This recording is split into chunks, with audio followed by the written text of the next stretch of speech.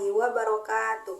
Halo sahabat bahasa, perkenalkan nama saya Mustika Arofan dengan NIM 2403010029, Program Studi Pendidikan Bahasa dan Sastra Indonesia, Fakultas Keguruan dan Ilmu Pendidikan, Universitas Maritim Raja Ali Haji.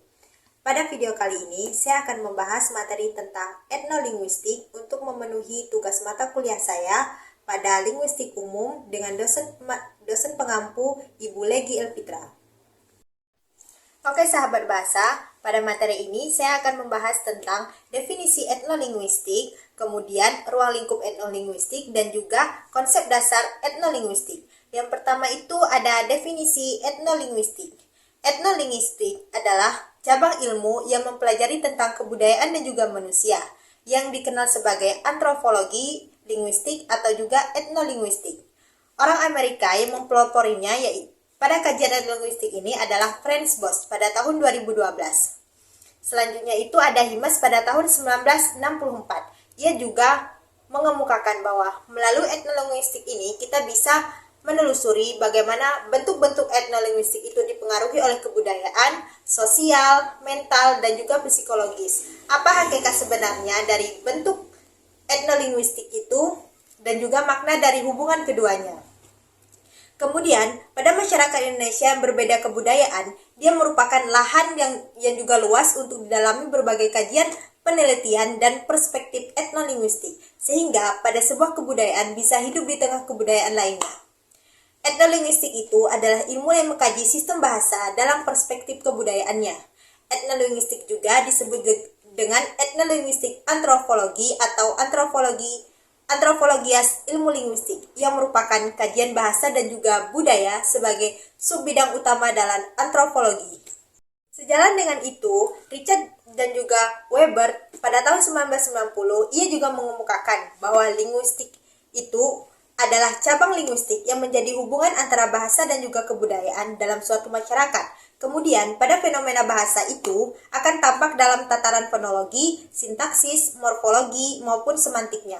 Pada contoh dalam masyarakat Jawa, dimensi morfologi dan sintaksis seperti gede itu artinya besar. Kemudian pada arti gede itu sangat besar. Pada arti hijau itu artinya adalah hijau. Bagaimana aspek kebudayaan itu saling berhubungan. Pada nilai budaya, suatu Jawa sangat mengutamakan dimensi dan juga rasa. Nilai rasa ini sangat penting dan juga bagi mereka dalam interaksi dan juga komunikasi sosial sehari-hari, nilai rasa tersebut lalu dimanifestasikan dalam keadaan laksonikal Jawa atau karma dalam karma tinggi. Sahabat bahasa, materi selanjutnya kita akan membahas tentang ruang lingkup etnolinguistik. Ruang lingkup etnolinguistik itu adalah kajian yang menghubungkan bahasa dan juga budaya dengan cara berpikir suatu kelompok masyarakat. Dia juga mencangkup bagaimana bahasa mencerminkan nilai-nilai dan juga adat istiadat dan juga pandangan suatu kelompok etnis. Etnolinguistik juga mempelajari variasi bahasa berdasarkan faktor budaya dan juga asal sosialnya.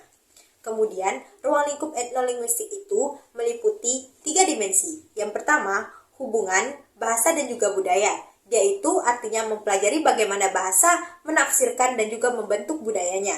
Kedua, dia membentuk identitas bahasa sebagai budaya, dan juga dia mempelajari arti peran bahasa dalam membentuk identitas budayanya. Dan yang terakhir itu adalah komunikasi antar budaya, di mana pada pembahasan itu dia mempelajari bagaimana bahasa digunakan dalam interaksi antar budayanya. Sebagai contoh, kata yang mencerminkan budaya. Dalam budaya unit, ada banyak kata untuk menyebut salju, yang artinya kata salju itu adalah bagian penting dalam kehidupan mereka, yang menunjukkan bagaimana budaya mempengaruhi bahasa tersebut. Dengan demikian, etnolinguistik itu dia mengungkapkan bagaimana bahasa dan juga budaya itu saling memengaruhi antara satu sama lain, sehingga budaya dan juga bahasa tidak lepas dari kata bahasa dan budaya sebagai bentuk ilmu etnolinguistik dalam kajian ilmu linguistik. Oke, pembahasan kita yang terakhir yaitu ada konsep dasar etnolinguistik, hubungan bahasa dan juga budaya pada konsep dasar etnolinguistik. Bahasa adalah salah satu elemen utama dalam kebudayaan, di mana etnolinguistik ini terdapat keyakinan bahasa, yaitu bahasa mencerminkan budaya. Kata-kata dan frasa pada suatu bahasa itu seringkali mencerminkan nilai dan juga norma, pandangan hidup masyarakat dan juga menggunakannya. pada bahasa dia mempengaruhi cara berpikir, dan juga pada konsep ini terkait dengan hipotesis dan juga spirit word yang menyatakan bahwa struktur bahasa itu mempengaruhi cara pandang seseorang terhadap dunia.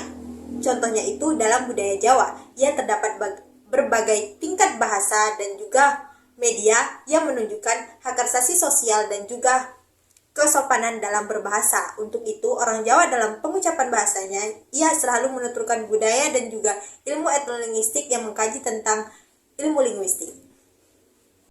Oke sahabat bahasa, kita sudah sampai pada pembahasan terakhir materi kita pada hari ini. Untuk itu, mari kita tarik sebuah kesimpulan pada materi etnolinguistik pada video kali ini, yaitu etnolinguistik itu adalah mengungkapkan hubungan mendalam antara bahasa dan juga budaya. Dia juga menyoroti bagaimana keduanya saling mempengaruhi dan juga membentuk cara pandang masyarakat terhadap dunia. Untuk itu, studi ini tidak hanya penting dalam memahami bagaimana kebudayaan tersebut, tetapi juga dalam menjaga keberlanjutan warisan budaya dan juga bahasa setempat. Untuk itu, etnolinguistik ini sangat dipengaruhi oleh budaya dan juga bahasa masyarakat setempat dalam berkomunikasi. Sahabat bahasa, kita sudah sampai di penghujung materi kita pada video kali ini, di mana saya membahas tentang materi etnolinguistik, yaitu budaya masyarakat, berhubungan dengan masyarakat dan juga budaya. Untuk itu, mari kita tutup video kita pada hari ini. Sampai ketemu di video berikutnya.